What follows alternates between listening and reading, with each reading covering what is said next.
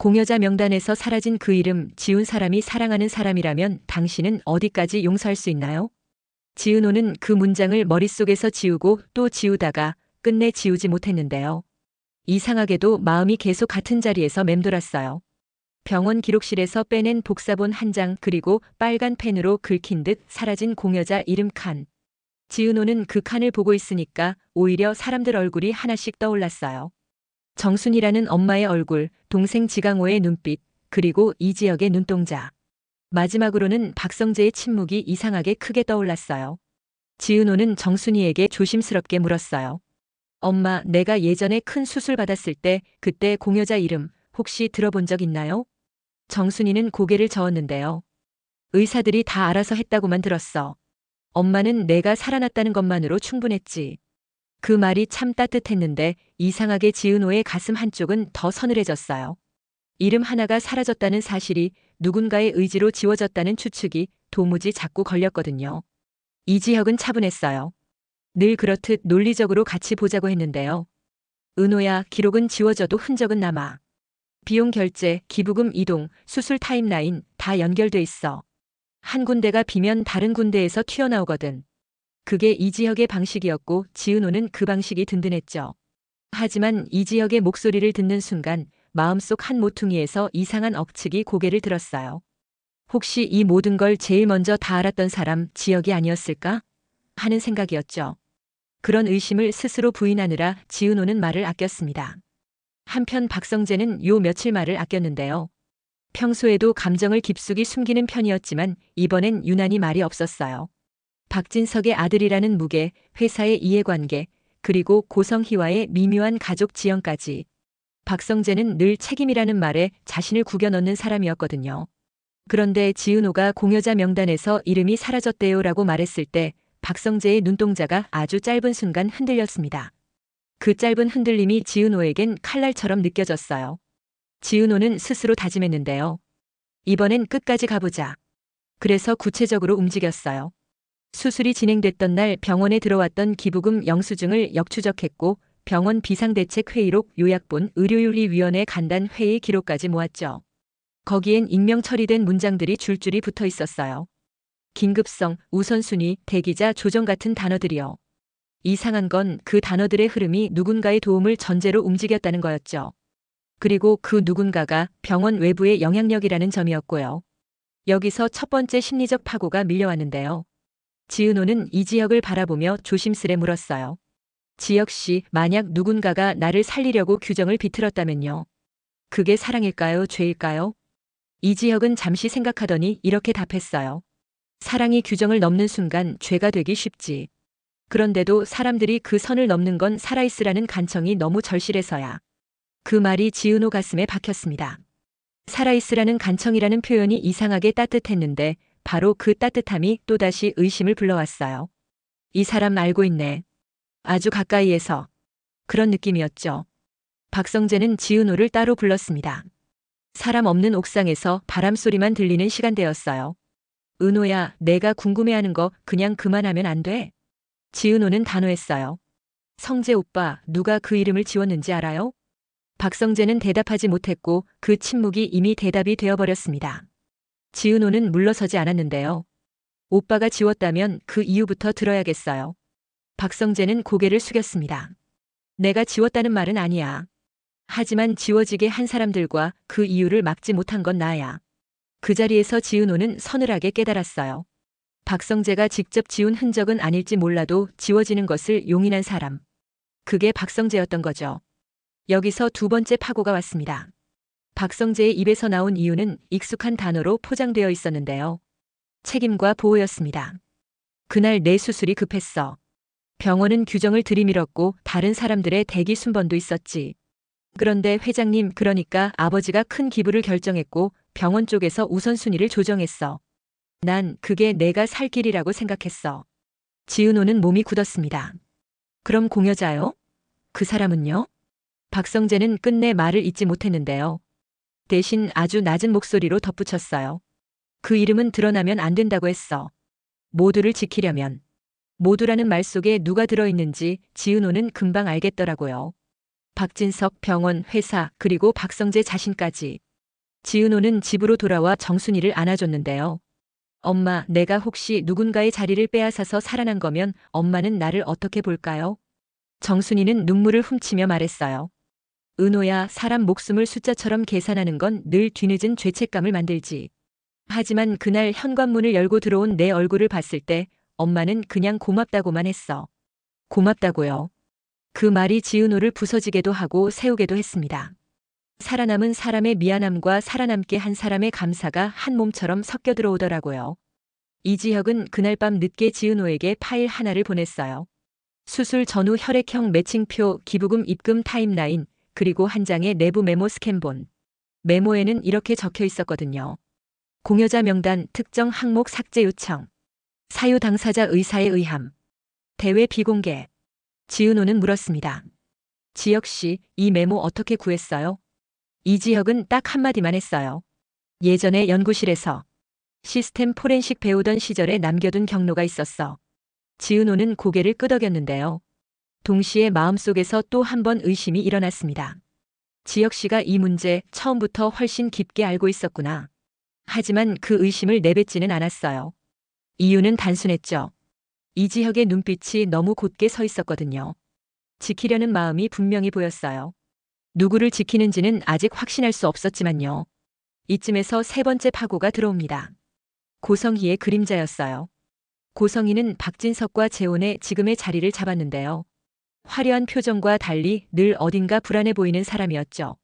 박영란을 끌어안고 사는 방식이 때로는 집착처럼 보여서 주변을 불편하게 만들기도 했고요. 그런 고성희가 뜻밖에도 지은호에게 연락을 해왔어요. 아주 짧고 건조한 메시지였죠. 만나자. 오래 두면 더 지저분해진다. 그 말투가 고성희의 전부였어요. 지은호는 나가서 만났고 고성희는 뜬금없이 이렇게 물었습니다. 지훈 이름 찾으면 뭐가 달라지니? 지은호는 대답을 준비하지 않았는데도 말이 나왔어요. 적어도 제가 빚진 사람이 누군지는 알 수 있겠죠. 고성희는 피식 웃었는데요. 빚은 내가 진 게 아니야. 어른들이 졌지. 그 말투가 묘하게 분노를 불렀어요. 지은호는 참지 않았습니다. 그 어른들의 오빠도 포함돼요. 박성재 오빠요. 그날 밤 박성재는 박진석에게 정면으로 이야기를 꺼내들었어요. 아버지, 그때 수술 우선순위 바꿨죠. 박진석은 침묵했는데요. 오래 버틴 침묵 뒤에 내놓은 한마디가 묵직했어요. 사랑하는 애가 죽게 생겼는데 내가 아버지라도 버티겠니? 돈은 그럴 때 쓰라고 있는 거다. 박성재는 더는 말하지 않았어요. 그래서 내가 그 이름을 지웠구나. 그 결론에 스스로 목이 메었죠. 사랑을 이유로 선의를 핑계로 누군가의 이름을 지우는 일을 했던 거니까요. 다음 날 네 번째 파고. 예상치 못한 방향에서 터졌습니다. 조옥래와 김장수 두 노인이 사소한 다툼으로 시작한 말싸움에서 오래된 기억을 하나 꺼내더라고요. 그날 밤 구급차가 두 대였지. 그런데 한 대는 돌아갔어. 지은호는 귀가 번쩍 뜨였어요. 돌아간 구급차의 환자 신원은 기록에 없었거든요. 기록이 비어있다는 건 누군가 끝까지 비워두었다는 의미였고요. 그리고 그 비움이 지워진 이름의 자리와 포개졌습니다. 지은호는 병원 전산을 파지 않았어요. 대신 사람을 파고들었죠. 오래된 간호사, 경비 아저씨, 병원 청소 용역. 그런 사람들의 기억엔 기록보다 정확한 것들이 들어있었습니다. 그날은 병동이 유난히 조용했지. 그런데도 이상하게 모여있는 사람들이 있었어. 누군가는 울고 있었고 누군가는 싸우고 있었지. 누가 누구였는지는 모르지만 그때 어떤 여자분이 내가 동의했다고 했었거든. 그 한마디가 지은호 등을 쭉 펴게 했습니다. 당사자 의사에 의함. 메모에 있던 문장과 딱 맞아떨어졌거든요. 그렇다면 지워진 이름의 주인은 스스로 지워지기를 원했던 사람일 수도 있었던 거죠. 여기서 다섯 번째 파고. 지은호는 이지혁을 찾아가 말했어요. 지혁 씨, 혹시 공여자가 자기 이름을 지워달라고 직접 말했을 가능성 생각해봤나요? 이지혁은 고개를 끄덕였어요. 그래. 그런 경우가 있어. 남겨질 가족을 보호하려고 혹은 남겨질 누군가가 상처받지 않게 하려고. 다만 그 선택이 타인이 개입한 선택과 섞이면 그 순간부터는 누구의 뜻인지 흐려지지. 지은호는 깊게 숨을 들이켰습니다. 그럼 이제 남은 건 그 누군가가 누군지 묻는 일뿐이겠네요. 그리고 마침내 여섯 번째 파고가 도착했습니다. 숨을 멈추게 하는 고백이었죠. 박성재가 지은호에게 말했어요. 지워달라고 한 사람 그건 나야. 지은호는 믿을 수 없다는 표정으로 그를 바라봤습니다. 박성재는 조용히 이어갔어요. 정확히 말하면 내가 당사자 의사를 전달하겠다고 했지. 그때 공여자의 가족이 원했어. 남은 사람의 삶을 보호해달라고. 지은호의 눈이 커졌어요. 공여자의 가족? 박성재는 더는 설명하지 않았는데요. 대신 단단하게 말했어요. 이름을 알게 돼도 내가 더 행복해지는 건 아니야. 그 말은 막연한 보호처럼 들렸지만 그 안엔 분명한 선택이 숨어 있었어요. 내가 미움받아도 괜찮다는 종류의 선택이었죠. 하지만 이야기는 여기서 멈추지 않는데요. 7번째 파고가 아직 남아 있었거든요. 지은호가 마지막으로 찾아간 사람은 고성희였어요. 지은호는 단도직입적으로 말했죠. 공여자 명단에서 사라진 이름, 그 사람 고성희 씨가 아나요? 고성희는 한참 동안 가만히 있다가 아주 작은 목소리로 이렇게 대답했어요. 안다. 하지만 말하지 않겠다. 이유는 간단하다. 그 이름이 드러나면 내가 지켜온 것도, 우리 아이가 지켜온 것도, 성재가 지켜온 것도 다 무너진다. 지은호는 되물었어요. 누굴 지키려고요? 고성희는 고개를 돌렸습니다. 살아있는 사람들.